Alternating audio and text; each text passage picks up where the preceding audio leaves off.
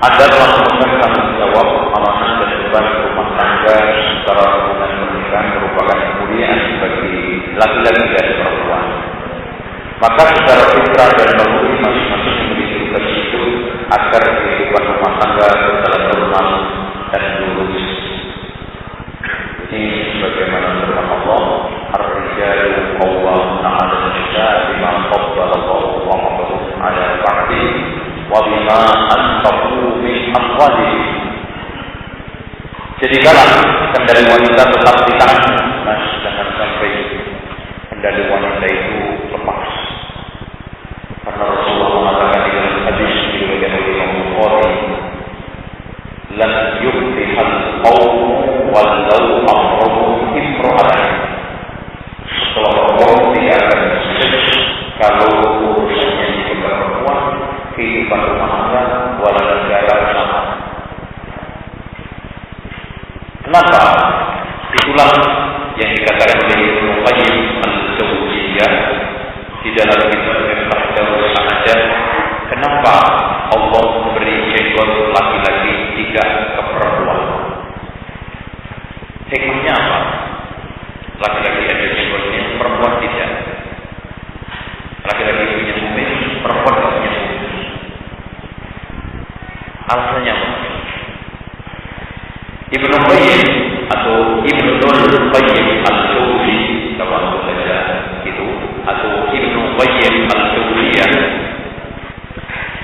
karena Allah berfirman, "Ar-rijalu qawwamuna 'ala an-nisaa." Laki-laki itu pemimpin buat perempuan. Pemimpin itu harus dibawa, punya keberanian untuk mengambil keputusan, dan modal dibawa harus keras dan modal keras jenggot sama kumis. Tapi perempuan adalah tempat kelembutan, ya, keteduhan. Litaskunu ilaiha. Coba kamu punya jenggot, wow, keras. Jadi nggak ada ini.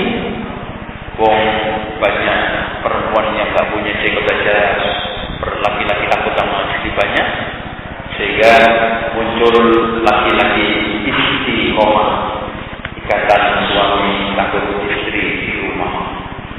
Itu. Padahal nggak punya jenggot, kalau punya jenggot takut gitu. Dan jangan bersikap lemah, bukan lemah lembut, lemah. Diatur, disetir sama istri, hancur rumah tangga itu. Karena biasanya kalau laki-laki jalan pakai akal, kalau perempuan pakai perasaan. Itu. Sehingga terus mengikuti perasaan hawa nafsu. Tidak berarti juga wanita membinakanmu, memperbudak, bahkan laki-laki perempuan itu aslinya senang laki-laki yang gentle. Sehingga ketika ada suatu kasus pernah ada seorang yang ditantang cerai, "Mas, kalau kamu catat cerai saya." Dia jawab dengan jawaban yang lembut, tegas, "Karena aku janda deh, gak menceraikan kamu." Itu janda. Ya kalau sudah cerai, gendek bareng. Ya karena janda saya orang mikir, gampang nikah lagi. Cuma jangan diomongin, malah nanti. Diam-diam aja. Mempermudah kan, masya Allah dan sekalian, ada suami nyuci kliwon, istrinya matelku baca Quran, balik, ya, ada. Dan fenomena di Jakarta dan sekalian aneh karena hilang berbahayanya perempuan dikasih kesempatan kerja luas-luas. Akhirnya semua pabrik-pabrik membuka peluang perempuan seluas-luasnya, laki-laki tidak dapat kerjaan. Akhirnya apa? Laki-lakinya dipantat jemput istri, nanti nungguin anak, keluar, masak. Ini kebanyakan. Saya seperti ini. Makanya tidaklah wanita keluar kerja ketika itu merebut satu peluang laki-laki. Sementara perempuan lebih banyak dan laki-laki. Akhirnya apa? Kesempatan kerja waktu itu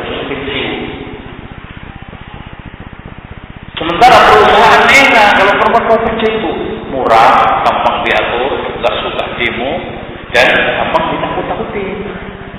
Dan tanggungannya nggak banyak, nggak besar tuntutannya.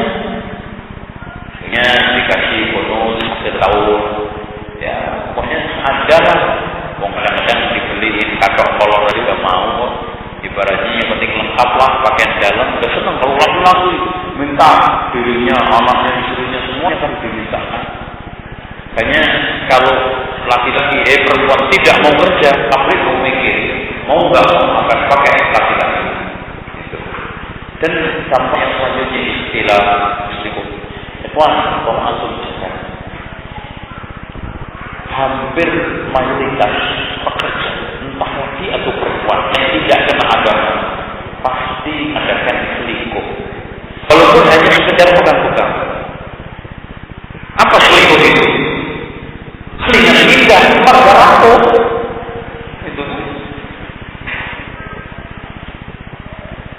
Kenapa? Coba bayangkan hadirin sekalian setiap hari ketemu sebangku terus. Sementara suaminya juga kerja, shiftnya beda terus. Coba bayangkan. Laki-lakinya dapat malam, istrinya dapat siang terus, nggak pernah ketemu shiftnya. Kalau begini, BPO atau kompor terus gitu kan? Gitu. Kalau Anda membantu rusak. Jadi masing-masing cari pelampiasan. Karena apa nggak ada agama?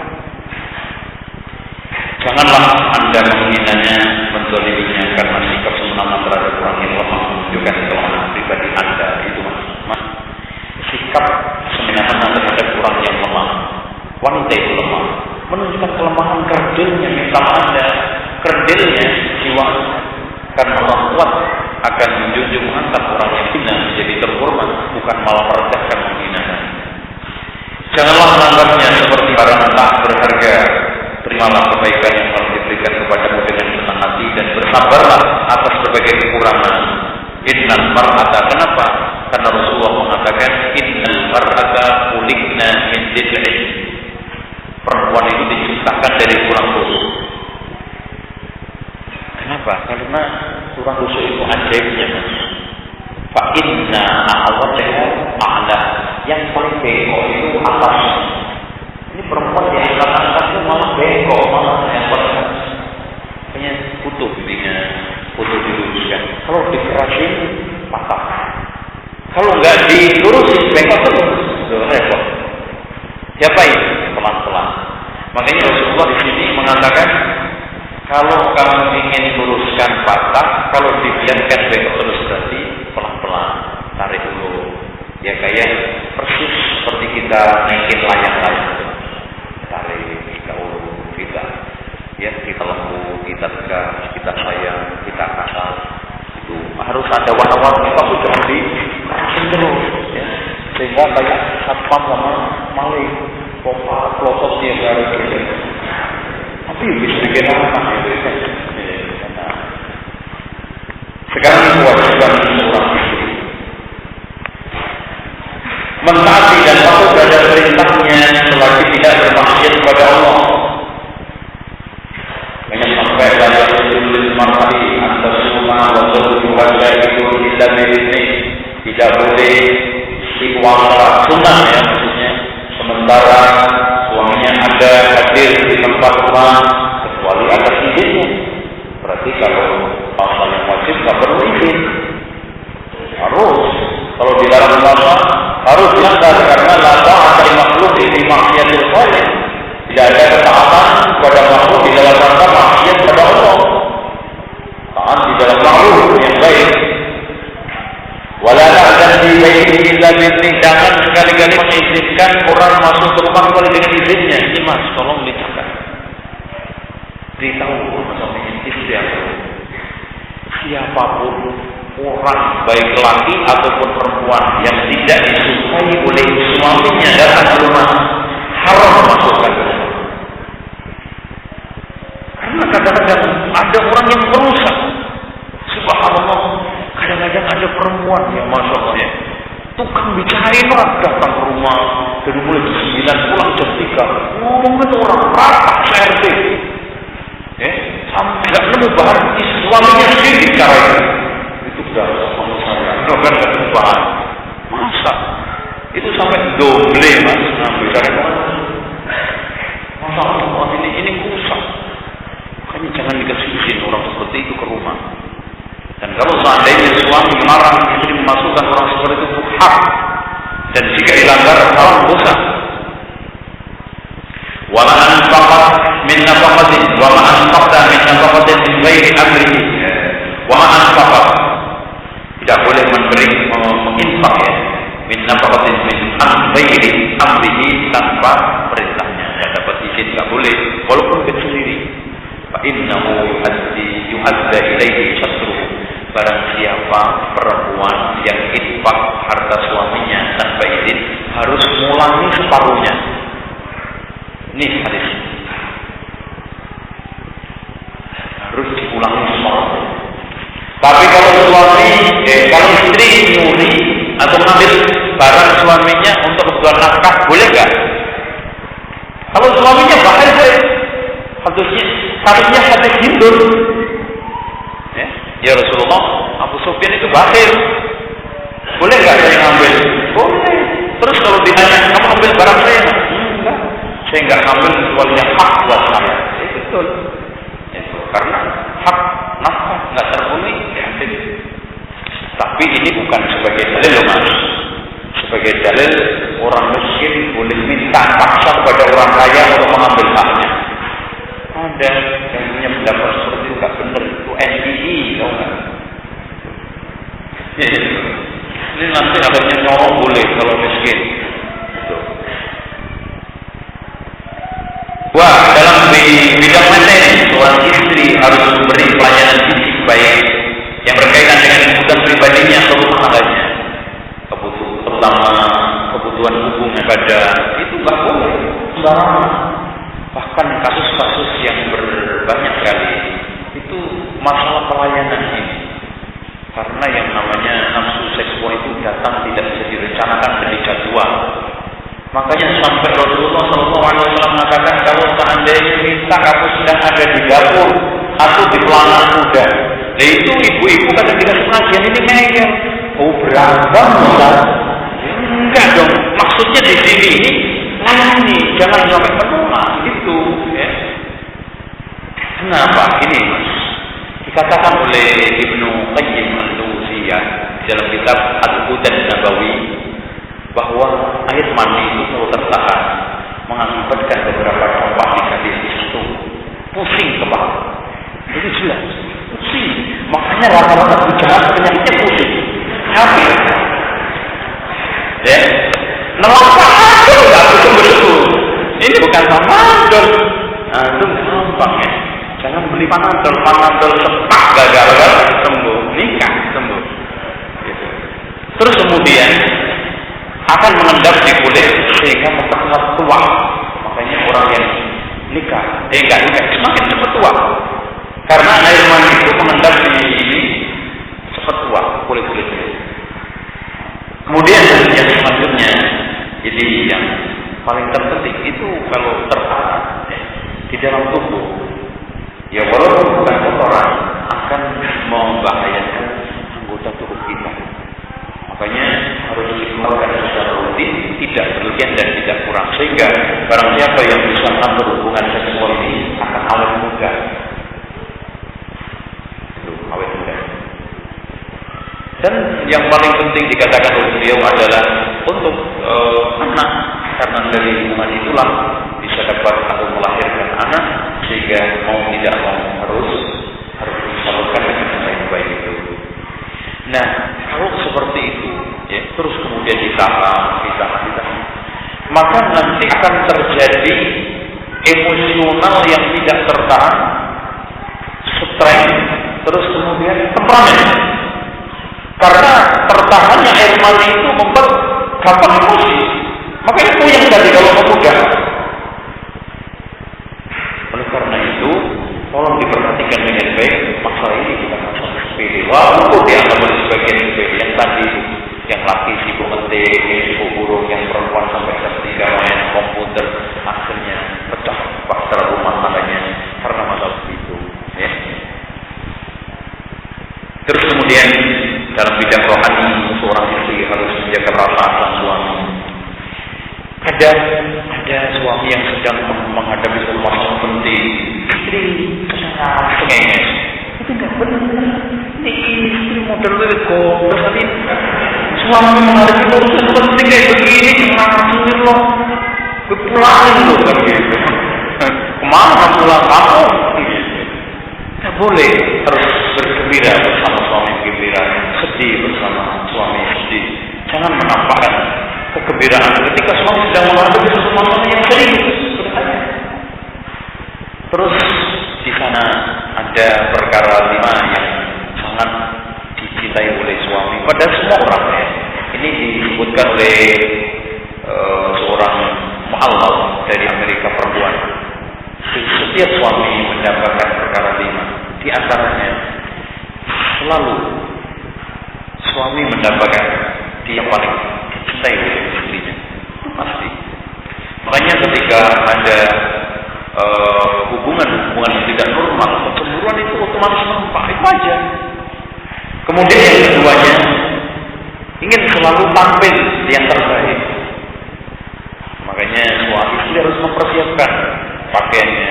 Mas, ya ini Pak yang saya ingatkan, orang yang tampil bagus bukan pakaiannya banyak, tapi kerajinan istri.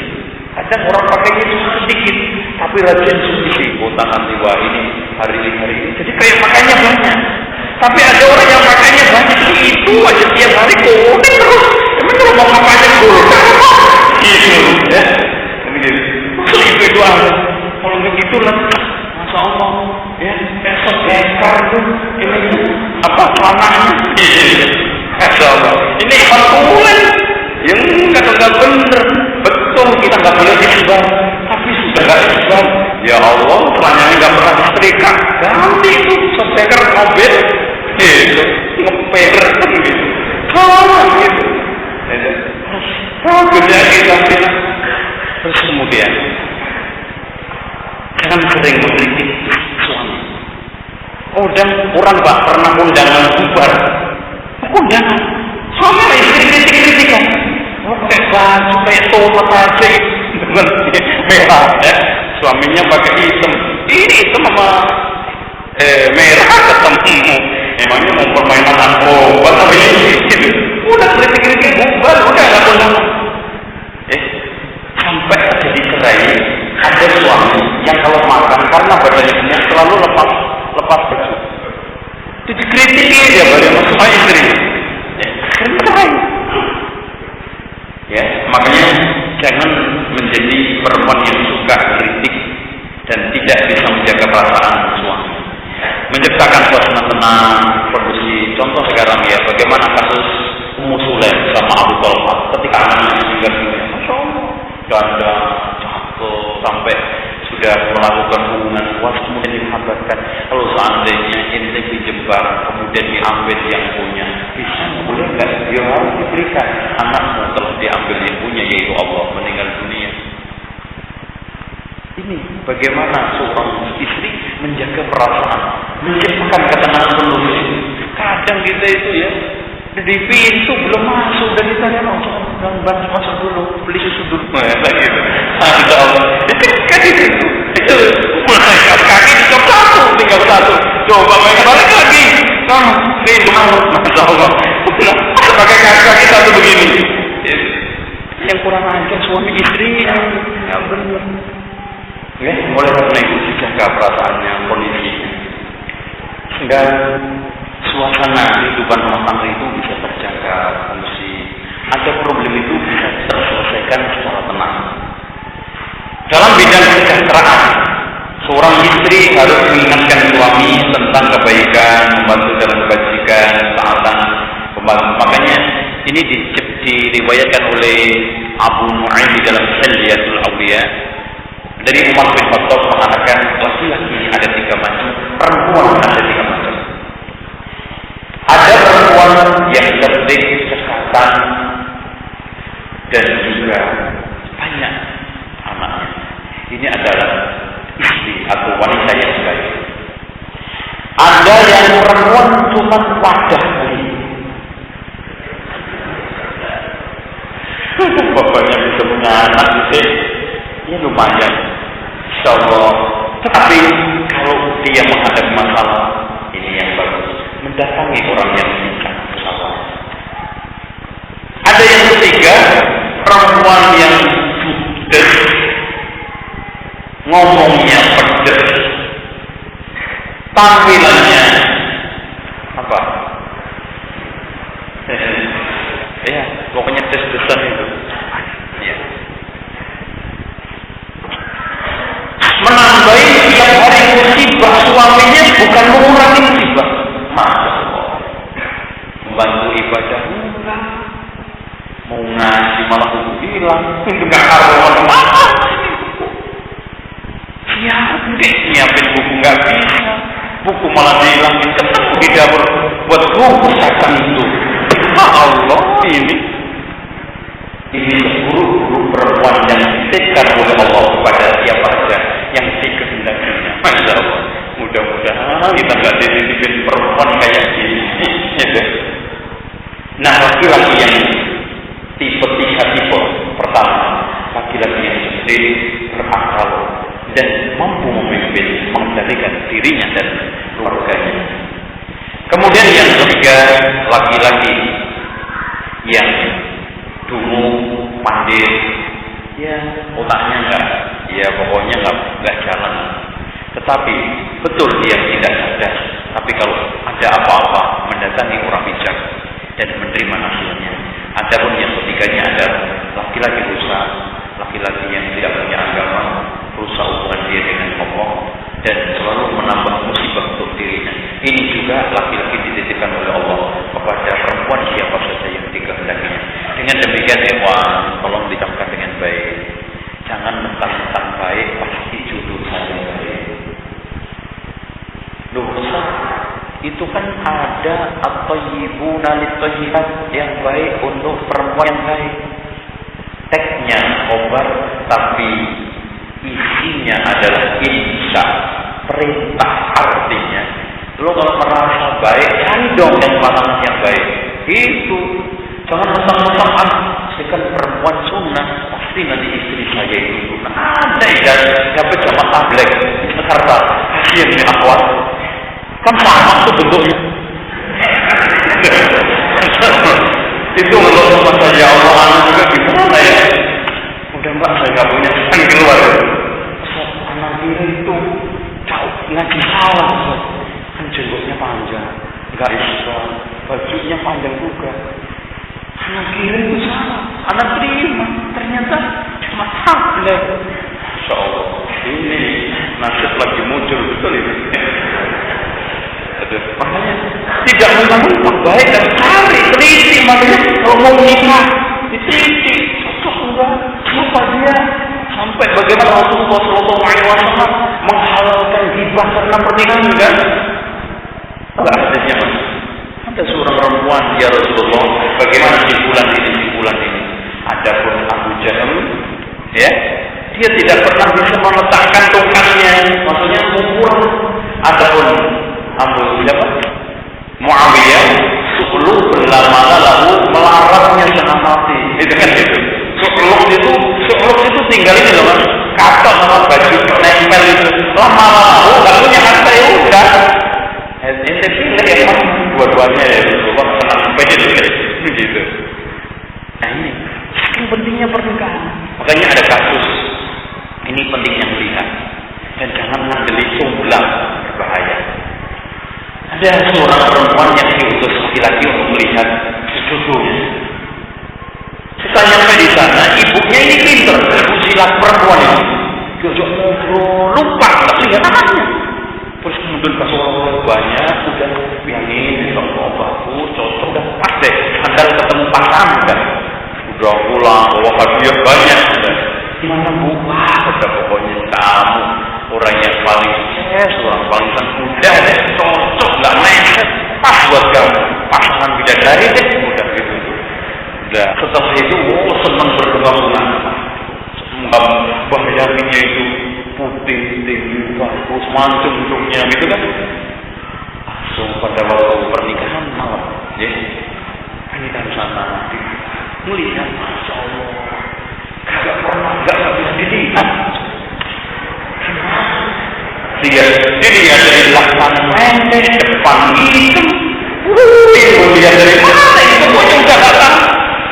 Nangis deh. Duh, mau saya terbaik, mau baru ketemu sama saya. Kasihan orang tuanya, akhirnya dipulang dia. Pulang. Saya mikir, ya Allah, maksud saya kok jadi begini? Kapan ya dengan lihat? Gimana ibu kemarin katanya udah pas kayak sandal ketemu pasangan, bidadari begini. Saya mikir, datang seminggu kemudian datang lagi. Ditaktai, udah sambil pernah cari masalah, udah ini. Akhirnya ini kalian masya Allah. Setelah itu dia mencoba untuk beri rumah tangga. Ternyata ditemui tidak yang digambarkan, walaupun jelek, tapi bagus penampilannya, akhlaknya, pelayanannya the best pokoknya. Akhirnya nikah. Ya apalagi mas kalau nikah masnya dihukum, wah mati maaf itu. Sampai sekarang awet itu. Makanya di sini akhlak itu paling penting. Jadi senyumnya, pelayanannya, anggap sebelum kita teh udah ada susu, kopi, makanan gitu. Sudah tahu lah apa yang diinginkan oleh suami. Inilah wanita yang cerdik, cerdas, anggap. Itu yang diinginkan oleh Allah kepada laki-laki yang senang, sukses. Kita udah yaitulah mas yang namanya ad-dunya mata'un. Ya, wa khairu mata'ila al-mar'atu salihah. Ya, coba bayangkan panggap cerdik, mau apa sebelum bunyi udah dapat.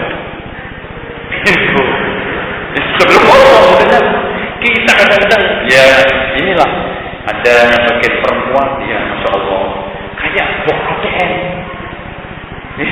Nggak bakal keluar itu nggak bikin kartu. Jadi setiap ini itu harus ada komando satu-satu ya. Ini tidak enggak ya ATM tren keluar kalau ada kartunya itu kalau nggak dikerja dia nggak bunyi nggak gerak nggak kerja ya. Na'udzubillah min dzalik. Semoga Allah Subhanahu wa taala memberikan ya perubahan-perubahan terhadap mungkin di antara kita memiliki kekurangan seperti itu dalam bidang pendidikan. Seorang istri harus membantu sang suami dengan jiwa raga dan menerima segala nasihat dan pengarahan sang suami. Ini harus. Jadi tolong istri dan suami itu didukung untuk bisa mengalahkan orang. Jangan digerogoti, jangan suami ini apa ya dibikin digagalin gitu. Ada potongan-potongan istri yang bikin gagal rumah tangga. Jadi suami itu dibikin tidak sukses mengelola rumah tangga, dilecokin gitu. Ini jangan, harus dibantu. Kemudian tidaklah orang istri tidak mengajukan tuntutan nafkah atau yang lainnya yang memberatkan suami.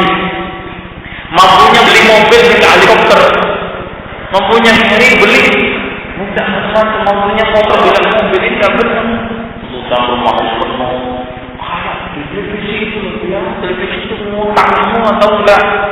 Itu mas sinetron itu modalnya ngutang semua. Rumah gede-gede itu mewah gitu ya, ditiru, ya bohong rumah tangga kita. Makanya jangan televisi itu bohong. Wah, syuting sinetron rumah gede. Di Pondok Indah, bintang filmnya melarat, rumahnya nyewa di pinggir Cimanggis, itu orang naik ini versi lebih pinjam, itu BMW dari 7 pinjam, sehari bisa 1,5 juta, itu makanya jangan niru televisi, itu bukan gaya yang sebenarnya tapi gaya munafik, kepalsuan dan penipuan. Tidak berkhianat dalam dirinya, serta pada suami rahasia-rahasia dan khianat. Ya, senyum kita jangan senyum khianat. Ucapan kita, kalau memang ada, kalau enggak, kadang suami istri penipu. Ya, jadi cintanya juga cinta menipu, senyumnya menipu, hatinya menangis, mukanya tersenyum. Tak pernah itu.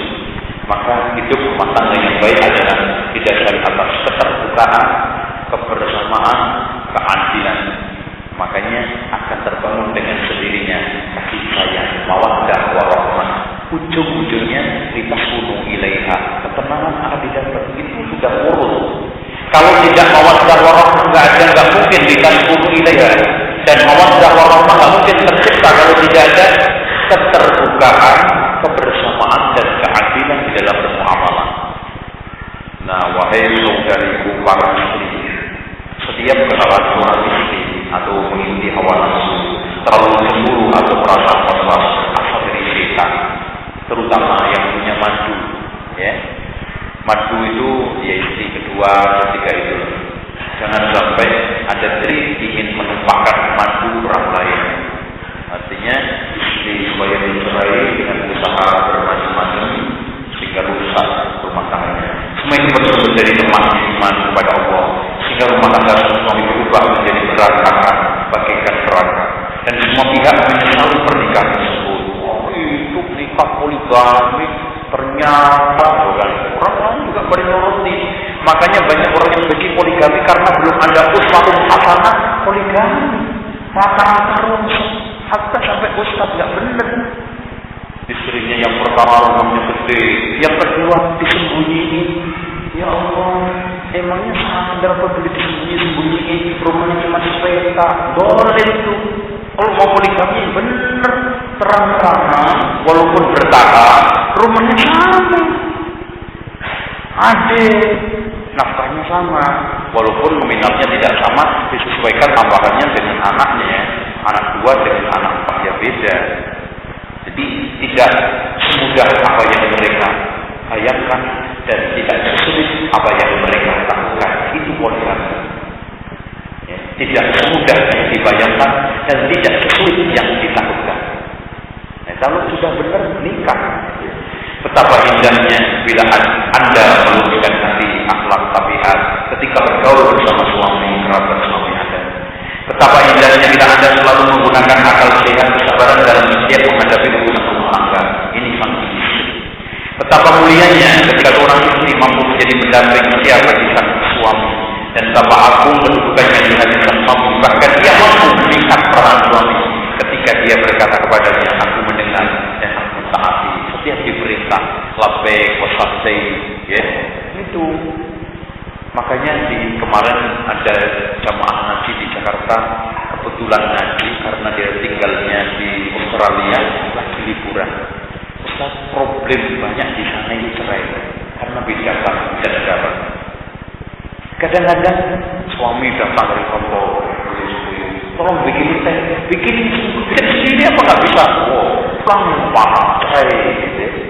Karena masalah sepele itu bikin teh, datang enak ini dari kantor kan bayar, tolong bikin teh, bikin sendiri dong, itu kan. Akhirnya emosi suaminya cerai. Kadang-kadang masalah-masalah beda, tapi makanya yang menyatukan Islam biarpun beda negara. Kalau Islam dia mau diatur dengan Islam selesai. Oleh karena itu semoga saudari muslimah mendapat taufik dan hidayah kepada Allah dari Allah dengan etika Islam maupun menyempurnakan akal pikiran dengan ilmu dan ma'rifat, menyembuhkan hati dengan keimanan kepada Allah, sehingga kehidupan penuh dengan rasa bahagia, hidup bersama suami penuh dengan ketenangan, ketenteraman serta kegembiraan. Wahai para istri, tunaikanlah kewajibanmu terhadap suamimu. Niscaya engkau akan mendapatkan kasih sayang dan cinta yang sempurna. Perhatian yang cukup juga, karena al-jazaa min jinsil amal, balasan sepadan dengan perbuatan. Mana mungkin kamu bisa diperhatikan dengan sempurna oleh suami kamu kurang perhatian? Mana mungkin kamu cinta sayang sementara kamu kurang sayang, kurang cinta? Tidak bisa. Itu yang bisa saya sampaikan. Sekian, dan kita lanjutkan nanti setelah sholat asar. Selesai. Ini pertanyaan.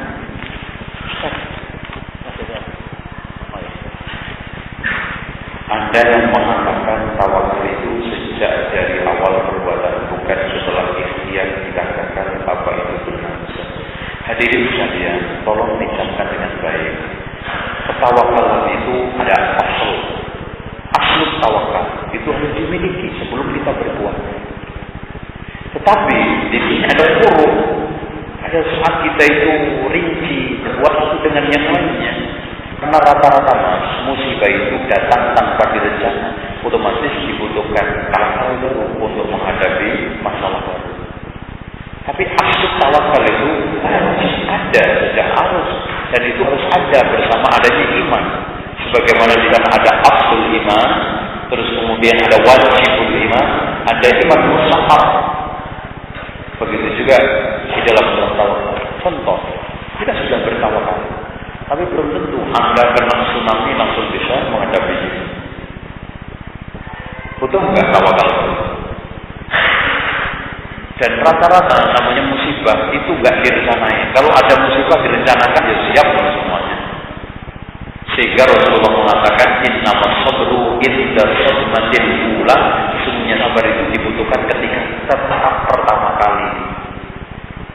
Itu makanya perempuan yang nangis-nangis itu kalau yang dikor langsung dia itu sadar sabar berhasil. Baru setelah ketemu Rasulullah, wah ya Rasulullah saya minta maaf. Rasulullah mengatakan sabar itu ketika pertama kali tadi yang harus di kuburan meratap itu loh mas, yang ditegur oleh Rasulullah kemudian karena dia tidak tahu Rasulullah ilaika anni innaka lam tusib bi musibati, kamu tidak mendapat Allah tusab bi musibati, kamu tidak diberi musibah seperti yang saya pernah sudah. Akhirnya tidak selang lama diberitahu, tadi saya tahu enggak Rasulullah lebih keras nangisnya. Dengan demikian asal tawakal harus dimiliki. Kemudian masing-masing kasus dibutuhkan tawakal lebih kuat lagi. Ada hadis yang kurang lebih artinya, jika datang seorang laki-laki yang sepupu maka nikahkanlah, jika tidak maka akan terjadi hancuran di muka bumi, kerusakan fitnah itu menimpa siapa. Hadirin sekalian, ini hadis diriwayatkan oleh Imam At-Tirmidzi dalam sunannya, dan hadis ini adalah hasan, dihasankan oleh Syekh Nasruddin Al-Albani. Maksudnya hancuran ini menimpa kepada walinya dan juga kepada perempuan. Fitnah yang paling utama adalah penolakan agama. Itu fitnah jelas. Makanya ketika Imam Ahmad menafsiri firman Allah yang fal yahdzaril yuqalibuna an amrihi an tusibahum fitnatun aw yusibahum adzabun alim. Fitnah syirik, fitnah hukum, fitnah agama. Sekarang fitnah besar, apalagi orang baik-baik agamanya ditolak. Mau apa lagi? Pasti yang datang adalah yang lebih rendah. Karena yang bagus ditolak. Maunya apa? Kemudian kerusakan tidak lain adalah kerusakan rumah tangga. Karena akhlaknya jelek, agamanya jelek, anaknya dizalimi. Bahkan ada satu kasus mas, ada yang dulu dia tidak biasa narkoba, akhirnya setelah nikah narkoba perempuan. Sampai pada suatu ketika ini kisah saya baca di Saudi. Sampai akhirnya si suaminya yang malah sadar dari saya. Kemudian kembali menyadarkan istrinya. Katanya dia bilang apa suami istrinya? Mas, saya sudah berusaha lama untuk baik, engkau rusak. Sekarang kau perbaiki, tidak mungkin. Itu, makanya di sini hati-hati perempuan ahli sunnah dinikah orang Syiah, tidak menunggu 3 tahun, 3 bulan jadi Syiah. Tapi kalau laki-laki belum tentu. Sehingga mas, hukum itu dibutuhkan cuma perempuan, tidak laki-laki. Laki-laki nggak perlu menikahi hukum. Umpamanya saya jadi bagus, perempuan saya harus bagus ya. Tapi perempuan yang wajib.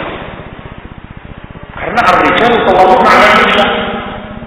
Artinya kalau sekarang perempuan baik harus cari laki-laki yang baik. Tapi kalau perempuan, dalilnya mana? Dibolehkan laki-laki nikah ambil tas. Ahli kitab baik enggak agama? Kafir loh, baik. Diboleh. Ini menunjukkan bahwa laki-laki tidak butuh kufur, tapi perempuan harus, makanya tidak boleh perempuan muslimah lagi dinikah ahlul kitab. Itu. Cukup. Ini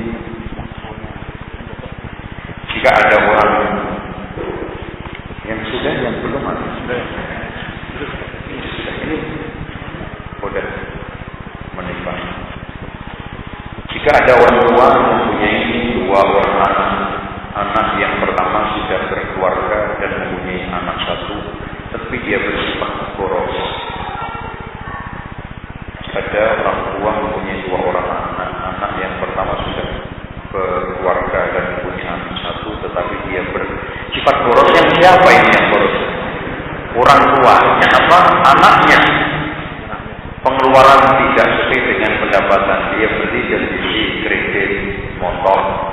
Masya Allah. Beli handphone kredit. Ini kredit. Masya Allah. Sebulan 16 kredit. Sedangkan anak yang satunya lagi hemat sekali. Anak yang boros tadi selalu minta uang pada orang tuanya dengan alasan untuk merawat bayinya. Bagaimana sikap orang tua? Apakah menuruti keinginan anak tersebut atau dibagi sama dengan anak yang lain yang juga membutuhkan untuk persiapan rumah tangga? Ini adalah sikap tidak mendidik. Orang tua harusnya paham kelemahan dan ini bohong. Paling untuk bayar hutang alasan anak. Maka kalau memang dia itu ingin mandiri, dilatih. Umpamanya sekarang dia dikasih pegang daripada kasihkan terus simpan ceknya. Apalagi kita paham karakter anak kita masing-masing, dengan demikian cara yang ditempuh seperti ini adalah keliru dan tidak mendidik. Bagaimana kalau kita mendidik anak di pondok dalam usia masih kecil 6 tahun, dan bagaimana dampak psikologi anak karena dalam usia ini anak masih membutuhkan kasih sayang orang tua. Hadirin sekalian, memang banyak dilema sistem boarding school karena anak umur 1 sampai 5 tahun itu dibutuhkan kasih sayang yang cukup. Namun mendidik anak sendiri juga sulit, apalagi kesibukan dan juga kondisi yang tidak memungkinkan dari sarana-sarana, apalagi anak kadang-kadang tidak dengar orang tua. Maka jalan tengahnya antum pondokkan, tapi antum terus membuat jadwal yang rutin penjemuan. Betul. Ada jadwal penjemukan telepon yang agak bagus, sehingga itulah jalan yang terakhir. Tidak ada lagi. Jangan menyesal sekali. Anak jadi bekas psikologinya itu ditemukan nanti baru umur 12 tahun. Jadi anak cuek sama orang tua, terus tidak sensitif terhadap keberadaan orang tua karena dia tidak pernah dapat sentuhan dan tidak ketemu dan merasa selama ini orang tua saya di sana, saya di timur, orang tua saya di barat. Itu. Dan selalu berdoa kepada Allah Subhanahu wa taala agar kita selalu diberikan kekuatan untuk menahan, karena apalagi anak umur SD. Ustaz, saya seorang perempuan yang belum menikah. Saya memiliki sedikit masalah, yaitu ayah saya dan seluruh kakak saya tidak ada yang setuju jika saya menikah. Waduh. Menikah pada saat kuliah, pada orang tua dari akhwat telah mengizinkan anaknya untuk menikah. Mantap. Bagaimana langkah sebaiknya saya ambil? Ikhwan, kalau ini bukan masalah, karena laki-laki nggak betul wali, nggak diranterin orang tua terjadi. Loh, kok repot? Jadi antum pendekatan yang baik, Pak, saya bisa nikah sendiri.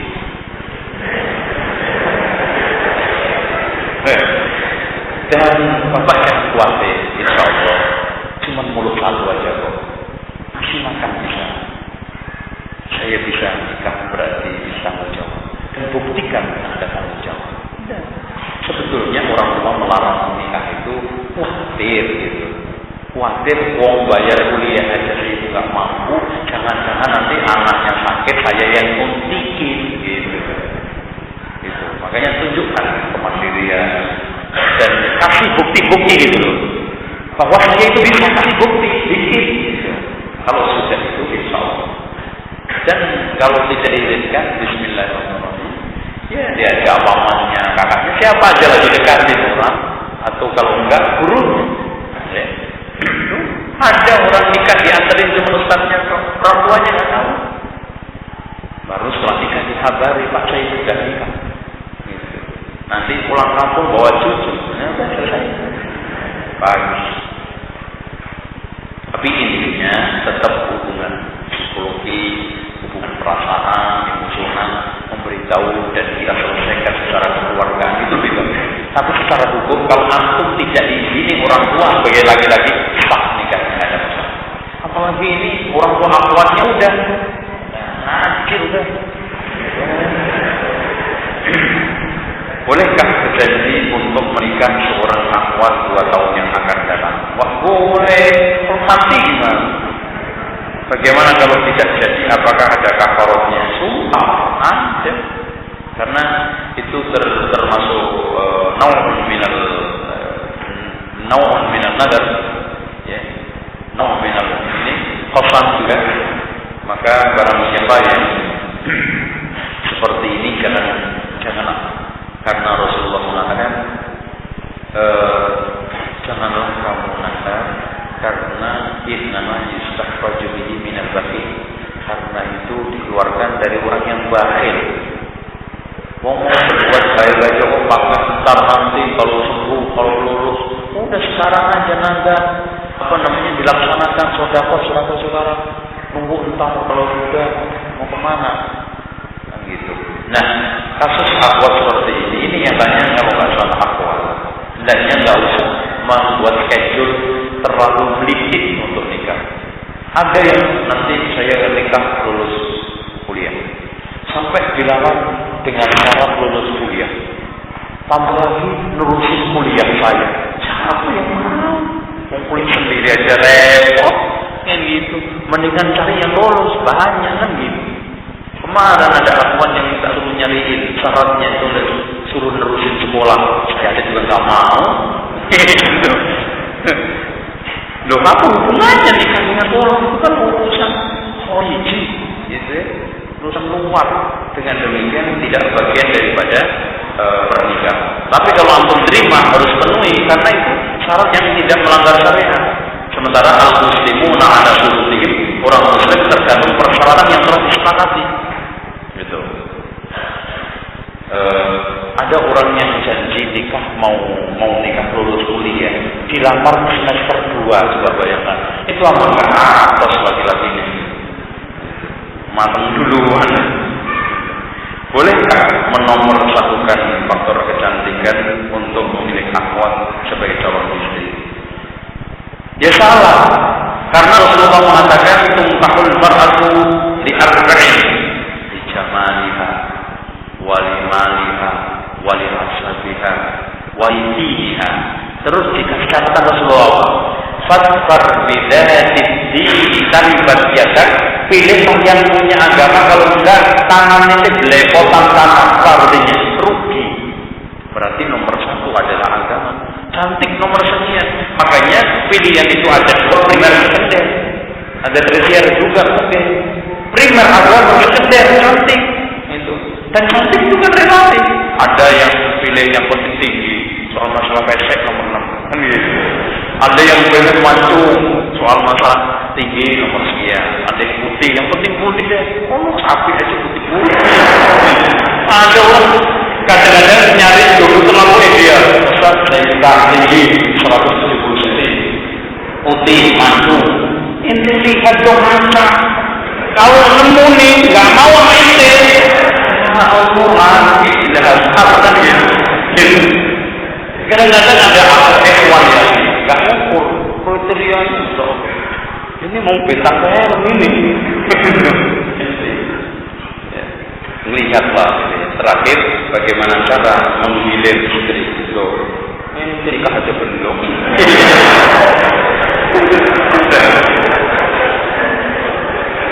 Aku aja belum. Bagaimana tergilir istri yang tinggal anak sampai kapan?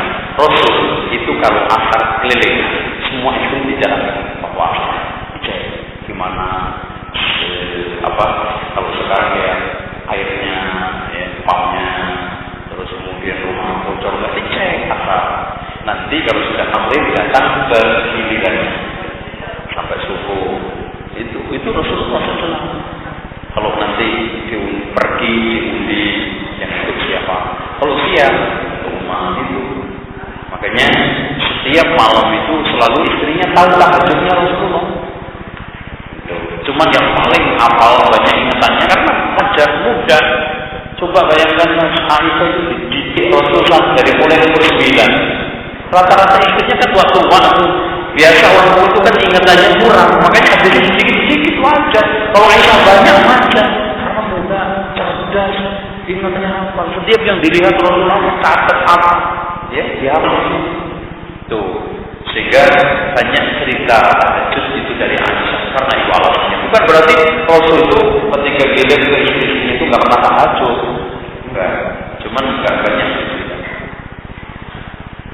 Bagaimana hukum menikah anak? Al-Quran dengan zina maupun mainan tapi ada musiknya. Bagaimana musik di HP? Ikhwan, hendak hindarkan. Inilah musibah. Tidak ada satu pun sekarang ini nggak ada musik. Jam ada musiknya, HP ada musiknya. Sampai gantungan kunci itu bisa bunyi jogetan. Gantungan kunci bisa joget. Makanya dihindarikan. Kalau HP itu pilih lah yang ada yang tidak. Kadang-kadang Masya Allah HP itu campur sari mas. Masya Allah. Lengkap itu. Jadi lagi sholat Allahu Akbar nggak dimani itu campur sari. Itu perontokan. Ya, lagi sholat. Nah, ini sudah balwa. Alhamdulillah. Jadi adapun ini permainan anak boneka, kalau Ibnu Hazm membolehkan kecuali untuk anak-anak dengan dalil Aisyah pernah bikin kuda-kudaan. Kemudian Rasulullah menegur, kuda punya sayap? Ini kan kudanya Nabi Sulaiman. Kudanya dikasih sayap. Tidak dilarang oleh Rasulullah. Namun ulama yang mutlak tidak membolehkan hadis ini dinasakh dengan larangan gambar-gambar patung-patung dan Allah alam bisawab. Usahakan cari permainan-permainan yang minimal kita itu tidak terjebur ke dalam maksiat. Diminimalkan. Ya paling tidak kalau mau belekan yang tidak seperti manusia itu kan ada yang atak tiga, kelinci, lah apa itu? Pokoknya boleh. Apa itu? Terbuat dari kain-kain itu masih ringan. Apalagi karena bolekannya lengkap manusia, ada bolekan Diana, ada bolekan bintang-bintang dalam itu jelas patung itu bukan boneka, patung. Demikian kita